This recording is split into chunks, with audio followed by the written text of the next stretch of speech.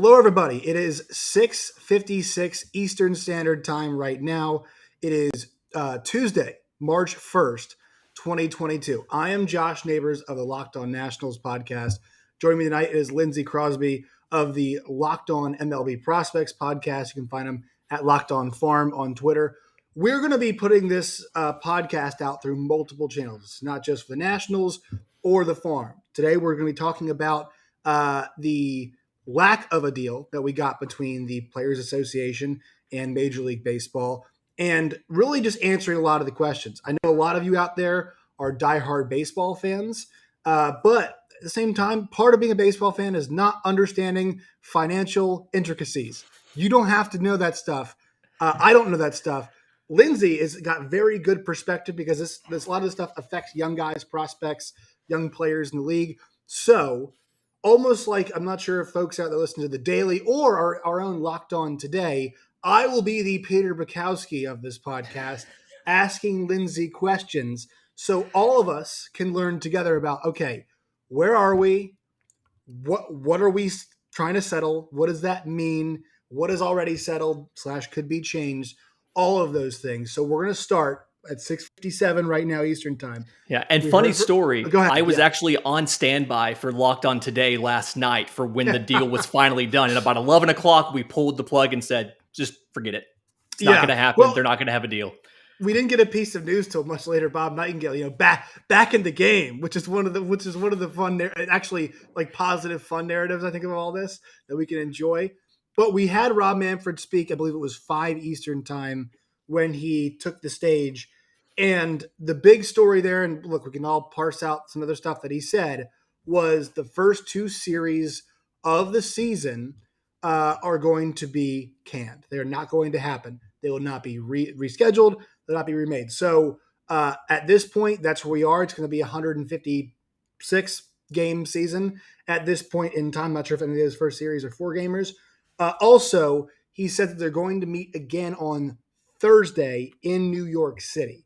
So that is the next date they're set to meet. And on an interesting note there, Tony Clark in the Players Association press conference, he said, we're willing to stay here and have the conversation tomorrow. We are willing to come back to the table tomorrow. I don't understand why Thursday is the soonest they can meet. So, well, this brings to a really interesting problem because I think a big talking point is there's so much blame the ownership. And you can correct me if I'm wrong here, but the example I gave is, like, if you ever watch Shark Tank, there are a bunch of extremely wealthy people in there haggling over small amounts of money to them for people's companies. And it's like, does this matter to them? In the long run, no, but they got to where they are because of how shrewd they are. So ownership, I understand their point. But the problem I have, and Rob Manfred was asked today about this, was the timetable. Lindsay, have we gotten an answer about why they did not start negotiating sooner? Because I think negotiations are natural. It's give and take, all those things. But the timeline does not make much sense to most fans. It doesn't make sense to me. No, and the timeline's really unusual because they instituted the lockout, and they said that was a defensive measure that they had to do. And then they did not give their first offer for 57 days. And the thing about the lockout, so nothing requires them to do that. The National Labor Relations Board has said if you have a collectively bargained agreement between management and between a union, which is what the Players Association is, and that agreement has expired, then as long as you are negotiating a new agreement, you can continue to work under the terms of the old agreement. So just so we're all clear, they did not need to cancel games. They did not need to lock the players out. They could be at spring training right now, getting ready for the season, while the Players Association is negotiating on their behalf with ownership. So that's an interesting facet that they did not have to do the lockout. They chose to do that, and then they chose to cancel games when, again, they did not need to. So when we look at the outstanding issues, all right, what we're going to do is we're going to list them. And the big ones that we keep seeing. I think there's, 3 or 4, would you say? 3, yeah. Yeah, 3. We're going to list all of them, and then we're going to go through them individually and explain what they mean. So what are the outstanding issues as of this moment? Okay, so the 3 big things that are left to figure out is 1, the minimum salaries.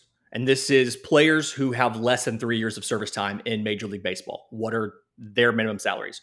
The pre-arbitration... And they would still be under team control, right? Yes, yes. Okay. This is the years 1 through 3 of your time at the big leagues. And I'll get into service time in a minute and kind of Right. explain the intricacies of that.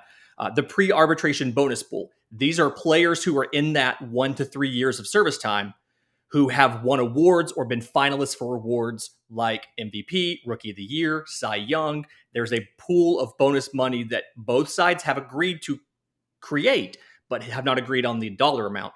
And then the big thing is the CBT, the competitive balance tax. What is the threshold for the competitive balance tax, which works in essence like a soft salary cap? So where do you want to start on those? Let's go with the big one. You said the CBT is the big one. So this would be functionally a salary cap for baseball teams. And explain how does it work? Is there a luxury tax penalty associated with it? All of those things. So this is the big issue right now, the CBT. How do you explain this? Okay. So the CBT is one, it's not a hard cap. So the NFL, this is the salary cap. You cannot go over that cap for any reason at any time. You must get underneath it. The NBA and through the CBT, baseball has what's called a soft cap. You can exceed that dollar amount, but there's penalties. So at the end of the season, the commissioner's office contacts your team and says, this is the dollar amount you were over the CBT. If it's the first year that your team has gone over the CBT, you owe a 20% luxury tax on every dollar spent over the CBT, which this year it was 210 million. That was the limit. So every dollar over 210 million, you paid a 20% tax on. If you're over the CBT limit in 2 years, that penalty goes from 20% to 30%. Mm. If you go over it in a third consecutive year, that penalty increases to 50%. Now, at any point in time, if you spend one season under the tax limit, those penalties all reset. So you can spend 2 years over it, drop below it for 1 year, and then the next year, if you go over it, you're back to the 20%. And last year, only 2 teams went over. The Padres went over. I think they paid about $1.5 million in tax, and the Dodgers went over, and they paid about $20 million in tax.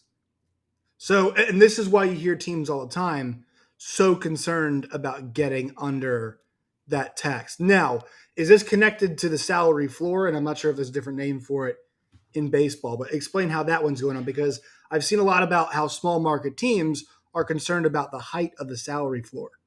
Yeah. So the thing about baseball compared to, say, the NFL, with the hard cap is a hard floor. So in the NFL, you are required to spend, you can't spend over the cap, but you can't spend under the floor. There's a minimum level of spending. NBA, same way too.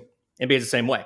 MLB does not have a formal hard cap. They don't have a formal hard floor. Now, what they have is they have the revenue sharing system. And the way it works, every team either pays into revenue sharing or receives funds from revenue sharing. That's based off of market size. That's based off of team revenues.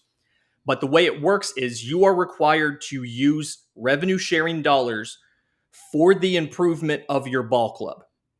There is not a specific dollar amount you are required to spend. You are just required to show that you are using those dollars. And is there an interpretation of what it means to improve your ball club? Is that open for interpretation? It's funny you should ask, because if you ask the Players Association and you ask the union, they have different ideas. And there's actually a grievance right now against the Rays, the Pirates, the Royals, and the Athletics, because the Players Association argues that that money should be used on salaries. And the teams are arguing, well, we're using that for our Dominican Academy. We're using that for player development staff to help offset coaching salaries. We're improving the product on the field. They're just not paying players with that money. So that's where the disagreement comes in. But again, it's not a mandated amount you have to spend, because it's not a hard cap and a hard floor. It's a soft cap and a soft floor. And in the NBA, you do have to make up that difference, I believe. I think the Sixers did it when they were tanking, like crazy back in the day for the process. They did have to pay out like Jason Richardson, all those guys, an extra amount of money. Now, is this being debated? Is this part of the CBT conversation? Is there a floor conversation with the cap conversation? Are they tied? When the players initially began negotiating, they said one of the three big areas we want to address is revenue sharing. And in essence, they wanted a mechanism put in there where if you did not spend that money on salaries, you actually would not receive that money. So Okay. they had that initial ask when they came to the table, and that was one of the areas which MLB told them, we absolutely will not discuss that with you, and you have to drop that for us to even start negotiations. So And they would argue that what's the incentive, because either we have to give that money to you, the players, or we're just not going to see it at all. Correct? yeah, it was something where they said, the mechanics of how we move money from team to team is something that management will decide on their own, and that's not something that we're going to involve the players in. And if you do want to have that discussion, we can talk about a hard cap and a hard floor. And that's where the Players Association said no, because they like the idea of not having a hard limit on spending. If you want to go spend all your money to buy a championship, you can do that, Steve Cohen. It's there. The thing I want to ask now is, what is the gap?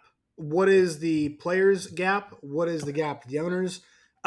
And pick your favorite adjective to describe this. Is it a gap? It is a chasm? Is it a small hill? Pick your favorite word to give the folks maybe a bit more context. So it is right now. It is a valley, but it should be a canyon. So last year, the CBT threshold was $210 million. The ownership has offered to start at 220 in 2022 and end at 230 by 2026. The players have asked to start at 238 and end at 263. But here's where you hear the talk about the owners have it so good in baseball. If you just, so the players are asking to have it at 263 at the end of this deal. If you went back to when they did the CBT and you raised the CBT the same amount that revenues increased, then right now in 2022, the CBT would be $297 million. So you've already seen revenues grow faster than the CBT because there's nothing tying the CBT to how much the teams actually make. They just negotiate the amounts. So it's only a small valley. I mean, first year it's 18 million, last year it's $30 million, which is $1 million per team, but it really should be a lot more, because if it's tied to revenue, it should be at almost 300 million this year. And it's worth mentioning this part of this. Generally speaking, tying those two things together does work. Yes, correct? Yes, mostly the NFL does that. The NBA. The NBA, most leagues do that, and then they just had to figure out a brief drop like you saw in 2020. You have to work that out together. But typically, this works. The NFL has had labor peace for years because the players know exactly how much money. They know if the league makes more money, we will get more money automatically.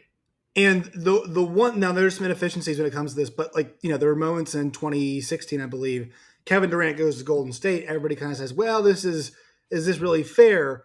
But I would say if you compare it to baseball, it's already kind of like that, right? The teams that are willing to spend a lot of money, the Dodgers, Red Sox, Yankees, they're, and obviously there's more players involved in baseball. So it's kind of already superfluous at that point anyway.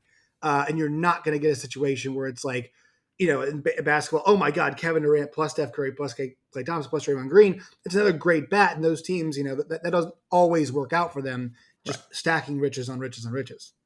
Yeah, a lot of teams, and the thing about the CBT is so many teams come close to it, but if they go over it, they do everything they can to get underneath it. The reason Mookie Betts is not a Red Sox right now is because he was up for a new contract the same year that they had to get under the CBT. So he got traded. The whole reason he got traded was because they had to get under the deal, or else Mookie Betts would still be part of the Red Sox.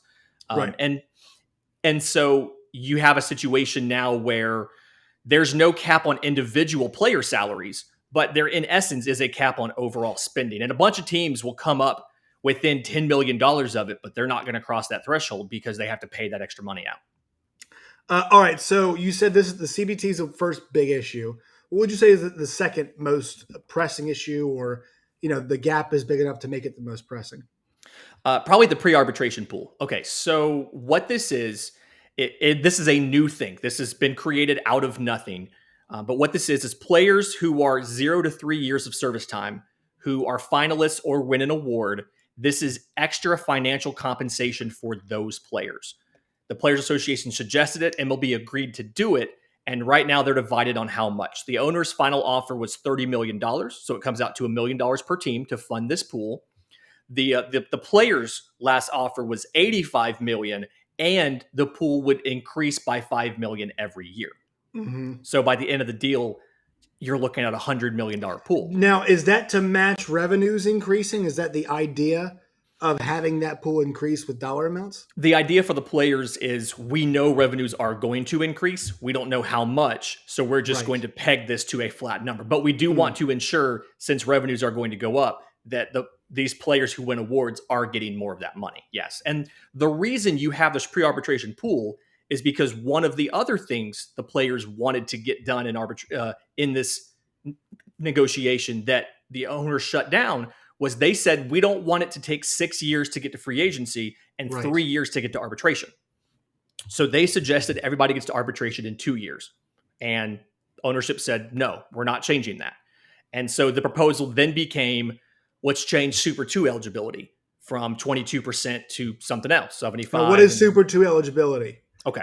So when you appear in a big league game, when you come to the 25-man roster, you start accruing service time.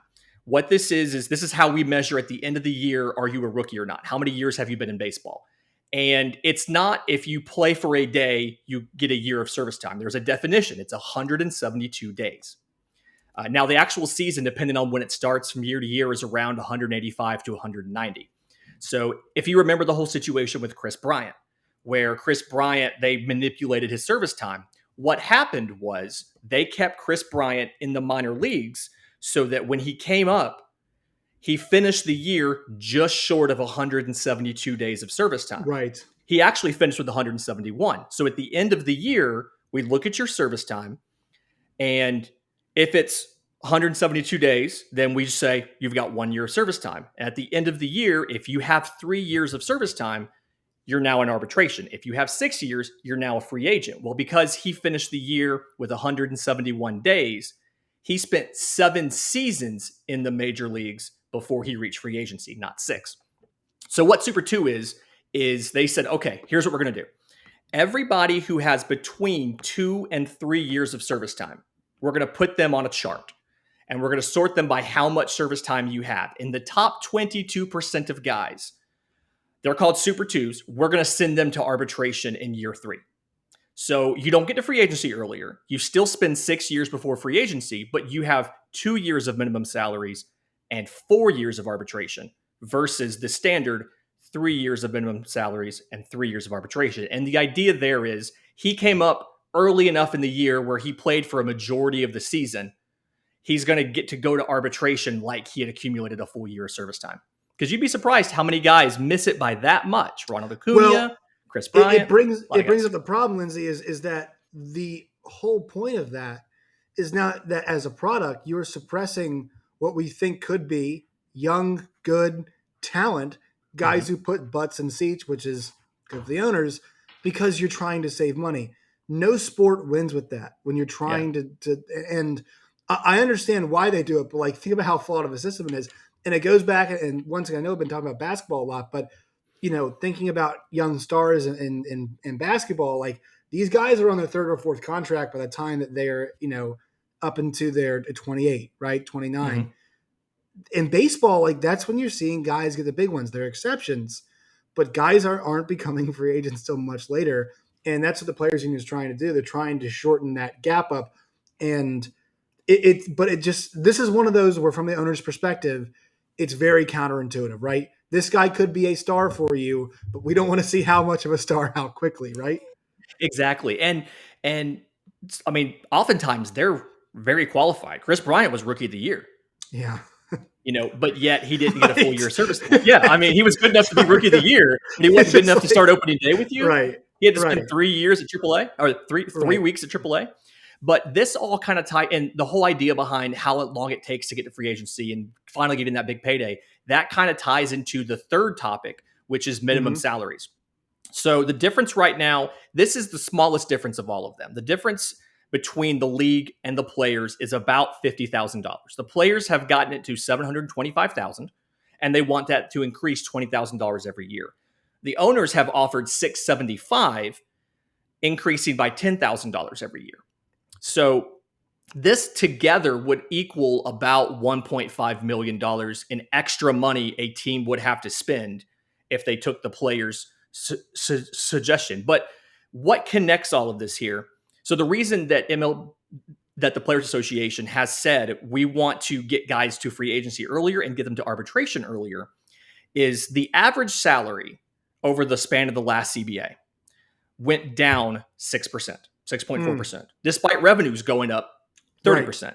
But the median salary went down by 30%. So the difference between average and median, for those folks who don't remember stats class, the average is we take everybody in MLB, we add it up and we divide it to see what, if you took all of this money and spread it out evenly, what would you get? So it's gone down 6%. The median salary is we find the middle salary where half the players are above it and half the players are below it. So the median salary going down so much more than the average salary tells us that teams are using more guys making the minimum. When your median's lower than your average, that means that you have a lot of low figures bringing down the median versus the average. If your median is higher than your average, then it's the opposite. So statistically, it tells us you have a bunch of players making the minimum, and actually 54% of players in MLB on MLB rosters are not yet arbitration eligible. So half of all players are making that league minimum. Wow. That's and so that point right there to me makes this almost the most important because of how it affects so many players. Mm-hmm. And this is one of those where if you're like me and somebody kind of sees this thing, like this is where the players, I'm willing to say I'm going to miss games for this because this isn't just about us making money this year. This is about the guy, a lot of us will be playing next season and the season after that. And this is about the future, not just future generations, but like, all right, sets us up for the next CBA negotiations that we have. Because of the widespread effect here, I know it sounds like a small amount there between. It's like, guys, meet in the middle or whatever. But if I'm the players, I'm saying no. Because of how many people this affects, we're staying here. You come meet us. Or give us something else in return and we'll maybe make a little concession. Yeah, and that's the thing is like the players have not only given ownership some of what they wanted, but they've also given up on a lot of their demands. Like, their big demands were the revenue sharing change, that was dropped. Time to free agency, that was dropped. And now they've dropped that third thing, time to arbitration. And instead they're working on these limited sets of changes. But they've also given the league the expanded playoffs. So you expand to 12 teams. ESPN has already offered Major League Baseball, they have an agreement for $100 million for that package for the extra round you're going to have. So that's money. That's national money, playoff money. Players don't get paid their salaries in the postseason. So your costs are a lot lower to put on a playoff game. Right. Yeah, which is what's crazy. It's just funny because I also cover football or college football as well. And I know some folks in Braves country. It's just ironic that we're having the college football playoff expansion conversation as we're having the baseball one. And that's something that we're going to get to. Now, is that set? Is there still some disagreement? Because we're in a second going to talk about things that are set in stone. It feels like there could be a shoe to drop. I know it feels like we're at 12, but I'm not sold that that's going to be set in stone. Yeah, so we're at 12 right now. The owners wanted 14, and the players were very strongly against 14 because they want winning in the regular season to matter. If you're trying to disincentivize tanking, which there's a draft lottery in here and things like that to do that, then you need to make the regular season matter. The only way I think the expanded playoffs don't happen in 2022 is the fact that the players have to agree to it unless you are waiting for it to be changed. So like any sort of changes with the on-field stuff either have to be agreed to by the players or there's a waiting period. So you may not get expanded playoffs in 2022 if MLB continues to play hardball and either doesn't want to pay for the games they're canceling or find some way to make it up to the players. They could always just withhold their consent to do it in 2022. All right. So once again, recap those big three we just went through. What are the Okay. three things that we're still working on right now? So the CBT, what is the amount of the CBT? The players want it to start at 230 and go up to 260. The owners want it to start at 220 and end at 230. The pre-arbitration pool, they've agreed that it should exist. The owners want it to be 30 million flat. The players want it to be 85 million and increase 5 million per year. And the minimum salary, the owners say 675,000. It'll go up 10,000 a year. Players want 725,000 and it goes up 20,000 a year. Those are the three big outstandings in the deal still. All right. So we're going to hit on what's potentially been agreed upon. But first, quick word from our sponsors. Today's show is brought to you by our friends from BetOnline and BetOnline.net. Football is over, but basketball is full steam ahead. We're in March. So March Madness is coming up. And I'll tell you what, that's the best event to bet all year. Best place to do it. BetOnline.net. And they don't just have basketball. They've got hockey, boxing, UFC, odds for Olympic sports, even though the Olympics are over, and Vegas casino games as well. Head to their new website. You guys can go to BetOnline and BetOnline.net today. BetOnline, it's where the game starts. All right, so what's been agreed upon, Lindsay? Once again, Josh Neighbors here. I'm Locked On Nationals host. Lindsay Crosby, Locked On MLB Prospects host. So, Lindsay, what's been agreed upon? Are there some things that these two mortal enemies have come to say? All right, we'll shake hands on that part of it at least for now. So they have agreed, like we said, to expand the playoffs. The players have agreed to allow the owners to do limited uniform advertising. So a patch on the jersey and a patch on the hat. And that money, as of now, is set to go to the owners. We don't know how much that's going to be. They have agreed for a universal DH. They have agreed to do some sort of draft lottery. The consensus seems to be the first 5 or 6 picks. They haven't for sure locked in how many, but they have agreed to do some sort of draft lottery. Which I like. Now, I'm actually a fan of that. Yeah, I am too. And I actually had a thing on my show a few weeks ago about I think you should do like a loser's bracket tournament to see who gets the first pick. But this is a much simpler system to compile. So after they suck, you want them to then try to get as far as they can. What I want to do is I want to take the team that had the best record that didn't make the playoffs, and I want to give them the first pick. I want you to be rewarded for trying to make the playoffs. That's what I want to do. And if you had the worst record in the league, you get the last spot before the playoff teams start getting their spots. Well, and this is a sport too that we have to mention that the incentive to win is not very high. Just because you can take that check at the end of the year and just keep sucking and just keep taking that check, Mm-hmm. That's why our friends like our very own Ethan Smith are banging their head against the wall, being like, "This is awful. All of our players keep going to other places." Well, you know what? Now it's time to try to take a step and disincentivize that, right? You got to be some kind of average, some kind of good. You can't keep trading away all of our best players. I'm with you. I actually think kind of almost a reverse lottery type tournament, whatever it is. It shouldn't just be you were awful, you get the pick, because that pick might get good. You might trade him again to the same exact thing. Yeah, and there's been teams that have shown the model of we are just going to tear it down. We are going to intentionally be bad for quite a few years, get those draft picks, and then build it back up. The Astros showed you could do that. The Astros lost over 100 games in multiple seasons, and then obviously they've made 2 World Series. They won one of them. And you look at payroll last year, the Pirates payroll, $50.3 million. 5 teams spent less than $50 million on payroll. 3 teams spent less than $17 million on payroll. And if you remember, they get around $91 million in their share of national revenue. And then they get revenue sharing dollars on top of that. And so there's no mechanism that requires them to spend that on salaries. And I think that you're never ultimately going to fix the economics of baseball until you can put in a hard cap and a hard floor and tie those two revenues for the sport.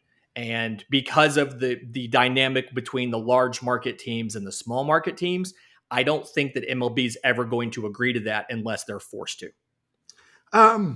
Excuse me. People have been short on criticizing the players on this.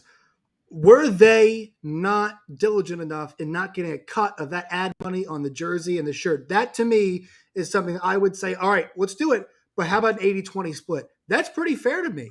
At least an 80-20 split. We've seen it in the NBA, and obviously we know that's tied to a percentage for revenue sharing. But If we're giving that to you, that's already extra money for you. Now, what if we, sure, we're going to limit how much extra it is, but if on the Players Association, I'll say, all right, what about 20% for the players? That's totally fair in my opinion. Yeah. My thought process was take that pre-arbitration bonus pool and directly tie it to one of those things. Yes. It's like, hey, we gave you these two revenue streams. We're going to take the smaller of the two. Whatever you do, that money goes 75%, 80% to this thing with a minimum amount. You have to do at least this amount. Or your light didn't like that. Your light didn't like my that. My light's cut off. That didn't like that option. I think because that to me is like, if you're thinking about that as an additional revenue stream, it totally makes a lot of sense as you are fumbling around in the dark. Can we find it? Can we get the switch?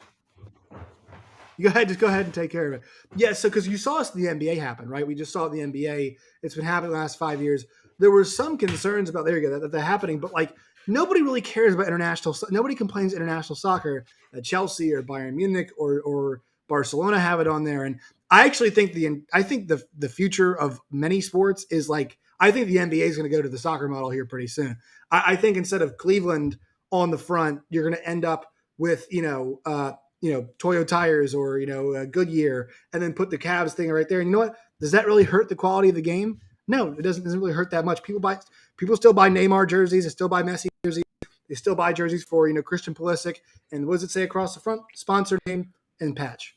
If anything, it requires you to market your stars more. And that's a criticism that we've seen levied against MLB a lot is if you're a Braves fan, you've never seen Mike Trout play in Atlanta. I don't think he's ever done it. I think the one time they came, he may have been out with an injury or something, or it may be right before he was called up. And so it's something where if you do something like that, and I'm not saying that they should do that, but if you do something like that in baseball, you're almost required to market the sport off of the stars and not off of the New York Yankees, because it could be named something else. Right. But it's just, there's a lot about this economic system that if you were to do it from scratch, you would completely do it differently. Revise all of it, right. You would set this whole thing up differently. And I think that the dynamic between the large market and small market teams and the revenue disparity is not nearly as significant now as it used to be. And I think a lot of that is because the national money that comes in is so big that MLB makes, whether it's through MLB Advanced Media, whether it's through national marketing, the playoffs, all of that kind of stuff. And so I think you could institute a salary floor and it could legitimately work and every team could reasonably make it. They just won't do it. And those local TV contracts are so big too. I didn't put the national money, but like for those of you who aren't really broadcast inclined, there's such valuable properties because the number of hours of programming that it is. Think about 162 a year. Pre-game show, post-game show. Games are usually around 3 hours. Takes about 4 or 5 hours of programming. You can replay of it. For my neck of the woods, there's a reason why there's two Massons, right? Masson is owned by the Orioles. There are two of them. Their main function is to play like ACC basketball and Nationals and Orioles games. So that's obviously there too. And that just kind of shows you the big sources of revenue. Are there anything else that's been an agreement that we're missing out? Is there anything that we actually we've made progress on? Or did you hit those things? For the most part, we've hit those things. The only thing that I personally want them to cover that they haven't covered is they've talked about league minimum salary. I want them to talk about salaries for minor leaguers. And part of that is obviously given what I do, Locked on MLB Prospects, I'm talking about these kids in the minor leagues.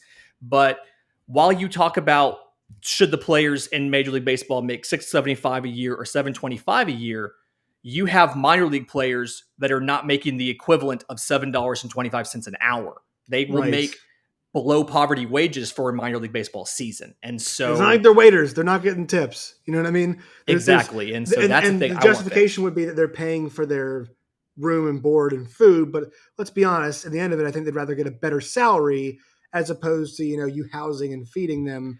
And the horror stories, I think that's been the one thing, Lindsay, this offseason, you see them all, and they are horror stories. 6 or 7 guys living in 2-bedroom apartments, people sleeping in the kitchen, guys with crap cars, eating ramen noodles and PB&J. Like, this is not how you want to build players up. It's not healthy for their progress. It doesn't give them a fair chance as individuals living in American society or as baseball players to really actually fill their potential when they're surviving, not trying to make them thrive and reach potential.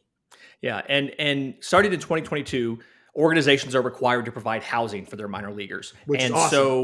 so Advocates for Minor Leaguers, a great organization that's doing a lot of work to talk about these players and what they deserve and what they do. They're still trying to get specifics on some of this, whether it's hotels versus apartments, different kind of Right. things. But they're required to provide transportation to and from the ballpark. They're required to provide food. They're required to provide housing, and that's a thing you should have done. And to me, the competitive advantage I feel like of having well rested, well fed, trained players in your minor leagues is so much greater than the cost that you're going to have to pay. And that's just not something we've seen an organization step up and say, we want to spend the revenue sharing dollars on it, Pirates. You're not paying the players. Use it somewhere else. So that's an area where I think is once the Players Association and MLB can, if they could ever get on the point where they're in good terms with one another, that's the next area that needs to be tackled. All right, one more word from our sponsors, then we're going to hit some questions from our other hosts for Lindsay here. But first, once again, quick word from the sponsors. Today's show is brought to you by Built Bar. You guys can go to built.com today. Built.com. Check out the collection of Built Bars they've got. Mint brownie, coconut almond, and a few others. Also, white chocolate cookies and cream this month, which is delicious. So you guys can go try that out as well. Most Built Bars have 130 calories, 4 grams of sugar, 4 net carbs, and 17 grams of protein. Compare that to a candy bar with 240 calories, 30 grams of sugar, dozens of net carbs. Once again, go to built.com. That's built.com. Use promo code LOCK15, LOCKED15, LOCK15 for 15% off at built.com today. Today's show is also brought to you by rockauto.com. You guys can go to rockauto.com today. If you've got anything with your car, you need to change, fix, whatever, they've got the parts. Why choose to spend 30, 50, or even 100% more for the same parts from a chain store or a car dealership? For example, a Honda Odyssey fuel pump is $353 from a chain store, $216 at rockauto.com. They're a family-run business serving auto parts customers, do-it-yourselfers online for 20 years. Go to rockauto.com today to see all the parts available for your car or truck. Right, Locked On in their How'd You Hear About Us box. That way they know we sent you. Amazing selection, always low prices, all the parts your car will ever need. That's rockauto.com. All right, a few questions here, a little bit of rapid fire, but where do you think league players, who draws the line on number of games missed? You know, my tact is the players should take this thing as long as they need to. What's 1 year when we're talking about the future, the wellness of all of the dearth of players down the line? Who draws a line? When do you think that line is? So the owners don't like the early season games. Last year in December, they were talking about we may not start the season on time because of COVID and the protocols and everything. April games don't make a lot of money. A lot of teams, it's still cold. So they're fine with losing these games. They honestly would be fine if the season started June 1st. I think if this drags out into the middle to end of May, if it looks like you're going to miss a June 1st start date, that's when I think the owners start to get worried. Now, I don't know if it's necessarily know if it's enough for them to actually make legitimate concessions and make a deal because they make so much money from the playoffs. They were fine with a 60-game season in 2020 because they had the expanded playoffs. And financially, even though they didn't fill the ballparks, they still made sufficient money off of having the expanded playoffs. So I think that the players have showed resolve. Now, something that the union has done is in past years, they withheld a portion of the licensing checks. So portion of the money you got for jersey sales, things like that, was held by the union. Last year, they held the entire licensing checks so that they could start paying guys this season during a lockout. So I think there's more resolve there from the players than people are expecting. And I think, kind of like you, at this point, I want to see the players hold out for an equitable deal versus just a owner slanted deal that's slanted 75-25 versus the 90-10 the owners have offered.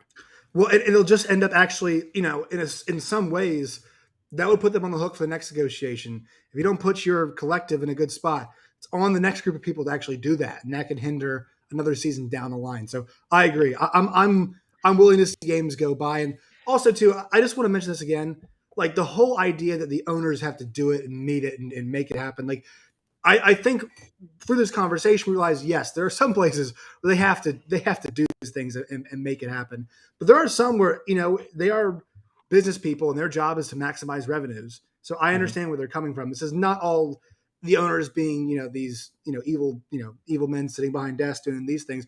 As much as people think that's what it actually, yeah, exactly. People think it's what it is. Like, there is some responsible business stuff happening here. So I Yeah. just want to add that as part of this. Like, it's not all evil genius type stuff. It's not all evil genius type stuff, but I do think you're right when you say that you have to fix this at some point in time. And if the Right. players cave, Yeah. if the players cave now, you kick this can 5 years down the road. Right. And you're going to have That's to do this exactly what again it in is. 5 years. And part of the reason this is so contentious now is the last two CBAs, the players have kind of just rolled over and taken the deal the owners presented. And so now the Players Association, I mean, they hired a new union rep. The Players Association has had time to prepare financially to help the players out to get through it. I think that this is the one the players need to stand firm on this and get an equitable deal. Because if not, we're going to do this again in 5 years and you're going to Well, keep having issues every 5 years. because you see things like, this is our final deal. It's like, no, it's not. Like, you're just going to not let baseball ever happen again? This is not your final deal. This is not the end of the line. And I think the players called their bluff on it when they unilaterally said no. Right? In like 20 minutes. This is not your final deal. Okay, fine. You guys own a baseball team. You're going to kill a sport? No, you're not going to do that. And I hate to be like, belief in one guy, but like the Max Scherzer thing, like, these dudes are they're showing up, they're grinding hours. And I'm sure you saw the picture the other day that said Max Scherzer arrives in his Porsche. Like, there's a reason that he's part of this. Yeah. This guy is a different kind of dude. And I guarantee you at the table, he's an asset for them. So this is a resolute group. There were reports that some people on the owner's side were kind of off put by his tenor of negotiations. I love The thing about a guy like Max Scherzer being in there is, one, he's competitive. I mean, he wants to do well, but two, he's probably not going to be playing in 5 years. He's not doing this for him. He's doing this for the other guys he shared a clubhouse with. And so everybody talks about, oh yeah, he's come up in his Porsche. Yeah, most players are not millionaires. When you position this as billionaires versus millionaires, over half of players are making the league minimum. They are not millionaires. They are closer to you and me and the people listening than they are to billionaires. So, also think about this too. Like, another thing that you have to understand is Max's contract that he just signed is not just it's more beneficial to other people than it is to him, actually. That set a precedent for an old dude getting paid. Like, I know he's making a ton of money, but he has set a precedent of a guy this age. So whenever 10 years, 20 years down the line, when Lindsay Crosby, your son, is in the major leagues, and is, I'm not sure how it is, but whatever, he turns 38 and he's won 4 Cy Youngs. He's 3. So 35 years when he's won 3 or 4 Cy Youngs, he's like, Max Scherzer got paid this money, right? Yeah. Max Scherzer got paid this money, but that's what it's about, right? Next, even Juan Soto can claim, all right, well, there is somebody making 40 a year. I know he's older, but I'm 23. Point to that. So, like, this guy, if he gets 40 AAV, why can't I get 40 AAV? Yeah, right. Exactly. That's the Soto argument. And you saw him turn down 30 something, right? Supposedly before the lockout. Yeah. So, Max Scherzer taking that big money. It was not just about Max Scherzer. Also, he's playing for the Mets, so I guarantee you, he's not actually 100% pleased about that. Anyway, another. No, you got me. You good? Oh, we're good. I'm there. All right, you're there. All yes. All right, we're good. Okay, so who will, from where we're positioned right now, who will end up settling more overall from where we're currently positioned? The players always end up ceding more, just position of power. But from where we are right now, who do you think gives more in when we reach a final deal? If the deal is agreed to in a month or less, it's the players who gave more. From where we are right now, if it stretches out longer than a month, it's going to be the owners. And the question here is just how much can the players hold together and hold out and make the owners come to them. And the closer we get to a 60-game season with playoffs, the closer the owners are going to realize, no, we've got to get this done. Especially now that you're not in a pandemic like you were in 2020, and there's so many other options out there. So if it gets done in the next month, the players gave more. If it stretches longer than that, the owners gave more. When do you last question to you, when do you think a deal gets done? I am expecting us to start a season somewhere around the beginning of July. Honestly. Wow. I'm Wow. expecting us to have this to drag on a lot longer than it needs to. Which is crazy to think after what happened at like 1:00 last night, right? There was so much optimism, but now we're here. Lindsay, I appreciate you doing this. You came home from work and hopped right on. I'm on vacation in the Dominican right now with the family.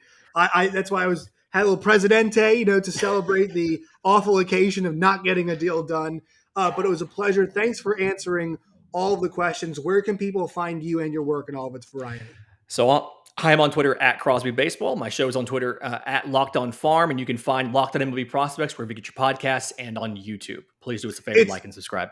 I'm not going to plug mine because mine only matters to Nationals fans. I just want to say, guys, nobody covers baseball from top to bottom, all these things like Lindsay. So make sure you guys check out his stuff. He's all over it. If you want reports on your team's players, prospects, and things like this that aren't just prospect related, Lindsay's your guy. Lindsay, appreciate your time, man. Thank you.